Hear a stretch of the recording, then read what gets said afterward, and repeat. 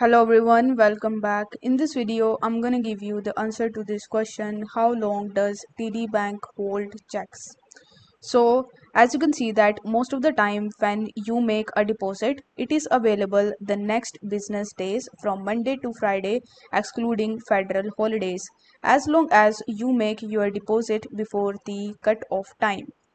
If you need further assistance regarding it, then you can directly call them on their given customer service number.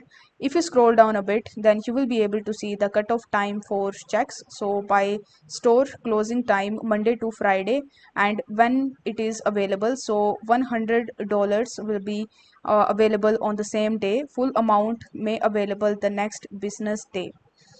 If you want to get more information about it, then you can even call them. For that, you just have to come to this page and click on the contact us button.